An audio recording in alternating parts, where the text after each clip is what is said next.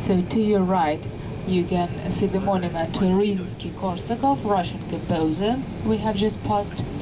And ahead of us, you can see a little bridge, which we're going to cross in a couple of minutes. This is a bridge. Well, the city legends say that it was the dating place for the young lovers in the 18th century, and the place where the soldiers who went to the front sat. Well, many romantic stories are connected with it. One of them is the belief that if you kiss on this bridge, you will never part. That's why the newlyweds usually come on it. And that's where you can see the locks on this bridge and near the bridge, because people believe that if they hang a lock and then throw the key into the river, so their marriage were square. Ahead of you, right now, you can see the dome of St. Isaac's Cathedral. We will see it later, we will come closer. It's one of the in the city, so we have just passed one of them. Now we are approaching the Labor Square. Ahead of you, you can see it.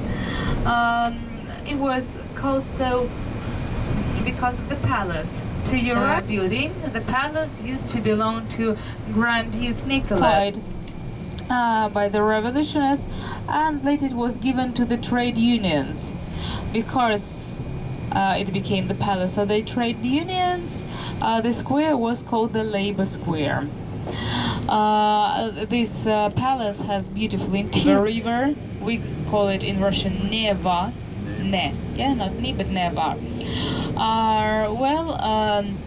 And the first bridge across the Neva River, which is called Annunciation Bridge. To your right, you can see our main river. Now we cross it. We go to one of the biggest islands of the city, which is called Vasilyevsky Island. This island is connected to the mainland by some bridges, and right now we are going to make our first stop. The stop will be near a beautiful building and very nice piece of embankment. The building to your right ahead with the statue on the top is the Academy of Arts. This academy was installed in the second part of the 18th century, at the days of Catherine the Great. The statue on the top symbolizes art, but many people said that it looked like Catherine II, Russian Empress. This academy is still functioning. Still young artists and sculptors and architects study there. The pinkish and beige building to your left now. And we are going to have a little... they were bought by a Russian ambassador and brought by sea. They were brought here to St. Petersburg. It took a year. These sphinx were installed on these pedestals in 1832. And the sphinx are about 3,500 years old. So they are the oldest monuments in the city. The embankment is also decorated in Egyptian style. You can see the griffons that are shining because people believe that if you rub them you will have good luck. And let's have a little stop. 10-minute stop here. Now it is 10:26. 10.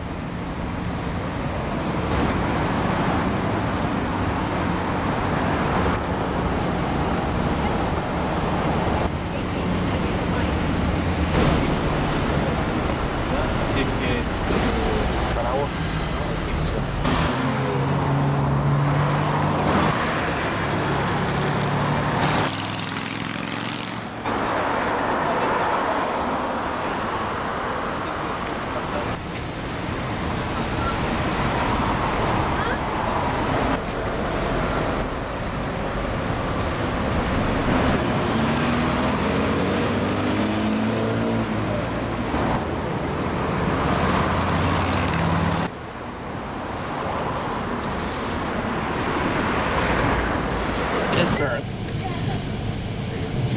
Peter the Great started to build the city in this area, on the island, and he wanted to have here many canals.